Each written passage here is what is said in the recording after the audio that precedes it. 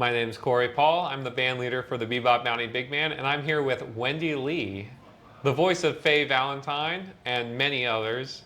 And it is such an honor to be with her here with her tonight. We're very excited to be kicking off our Live Nation tour. It's night one at the Athenaeum in Chicago, and we're going to do an impromptu interview. I don't even know what's going to happen. Do you know what's going to happen, Wendee? It's spontaneous. It's the best kind. Just like that first question. I had no idea I was going to ask you that. Yeah. Who knows what's going to happen next, but Let me ready. come up with it. I'm thinking. Okay. Anybody have any suggestions? All right. No, I have some questions. Okay. I have to know certain things. And these are questions that I've wanted to ask you from day one. First of all, your favorite episode of the series. We're going to start. These are softballs. Yeah, those are hard questions when it comes to the series because there's so many great episodes. Okay, so it's very difficult to pick a favorite, but here are my favorites. I really went crazy when I got to work on Mushroom Samba. I had no idea. There's never been a character I worked with that was ever high on mushrooms. So that was remarkable because I did do a play in Hollywood at the Met Theater called Oil, which later on was developed into the Dallas series. And in that, with Susan Tyrrell and James Gammon, so wonderful stars, film stars. And in that script, my character, Petite Magritte, actually makes a smoothie for her mom with mushrooms in it. And so I'd worked on a scene where another character was high, but I was sort of controlling it. So when we got into Mushroom Samba and Faye was in the bathroom tripping out, it was a mutual trippy experience. I couldn't even believe it. That was so cool. So that and the music and all the kisses to American rock and roll and album names and all of that just was so different than anything I ever worked on. I just thought it could have been created in the U.S. It was such a Western style show, for sure. you know. Okay, so I love that. Often we do Toys in the Attic. We'll do a live reading of that, and I know that that's a fan favorite. And recently found out that's based on a true college story for Watanabe.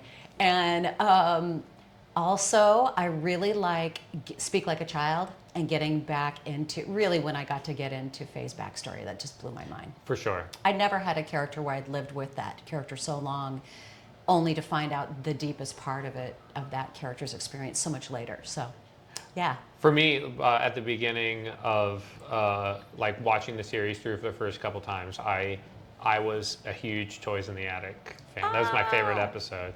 But yes, the backstories, because I was telling you before, like to me, the entire show is an epilogue for a bunch of sad backstories that all come together, and then because you find out about what's happened in the bulk of their life towards like in this 26 episode series. So. I mean, Eastern storytelling, it's so different. The construct of storytelling, as we all know, is so it challenges your thinking. You don't get spoon-fed happy endings with many of our shows. No. Namely this one. No, yes, but there's a lot of comedy episodes, but Yeah. the bulk of it, the important episodes are always sad.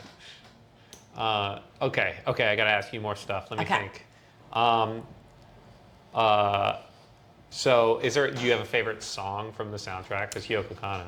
Oh my gosh. Well, you know, Tank is just so sentimental for us, for the whole cast. So that's the one that sets the tone for the show. And actually, when we started recording, we watched the opening credits first and just got immersed in the music before we ever got into the booth and started recording anything. And I've never had an experience like that before, where the opening dictated so much of what we were about to create and or recreate in some cases since it's localization. But I'm just blown away at the different styles. In the film, there's all these different styles of music too. It's such Yoko Kanno is like not only a genius, I'm such a fan, but the music is like a cast member, very much for us. We record to the music. So, yeah. Absolutely. Yoko Kanno, obviously I'm a massive fan. But she's, I've done jazz since I was a young kid. Wow. And I went to school for jazz, and I'm familiar with a lot of different composers over the span of a long time. And she's the master emulator, and she composes music inspired by other things and I don't think I've ever heard anyone do it better than her. Like in as many different styles as she does. Car 24 is like Bob Minter through and through. You have, and it's also like a borrowing from Tchaikovsky. It's like a Tchaikovsky Bob Minter combo, and that's a huge favorite of the band's. Oh, that is so cool. All right, I'm gonna throw you a curveball now. Oh, okay. All right, this is one that I need your opinion on. It's a back-to-back question. Okay. First of all, what happened to Spike at the end of the series? He could walk through fire and come out the other end, couldn't he? It happens in other shows, so why not this one? I really am in denial. I refuse to accept that there's... As many of us are. Okay, I'm really glad I have company because I am... You have a lot of company. I am sure, I'm certain that, why did he have to go? He'll only return at some point. Standalone series. This is a bane of my directorial career. The same thing with Cyberpunk Edge Runners. It's like, standalone 10 episodes in the series rather. And I'm not willing to let go that easily. Yes. So that brings me to my next question. If Spike survived, him and Faye, what do you think? Do we have a chance? Do you have a chance? I mean, they banter like brother and sister, so I don't want to make it weird, but heck yeah. I mean, there's real love there. I mean, that's the thing.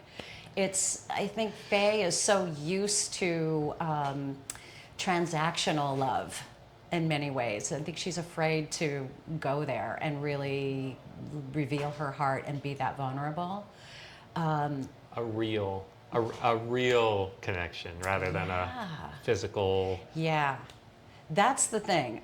It would be more of almost an intellectual romance, like something that their shared experiences enhances. Well, they're both very competitive. Yes. By nature, so perfect. They'd be perfect together. I love that. Thank Yes. you for holding the torch because I certainly do. I would love them together, but how can you compete with Julia? Yeah. That age-old romance, but she's gone now. Spoiler alert. Yeah, Don't watch this if you haven't seen. I have to say I was a little jay when Julia appeared. Were you a little bit, but I approved of her. You know how long it took me to... As Faye. Yeah. Faye approved of her. Faye approves. She didn't. Initially, I'm not sure.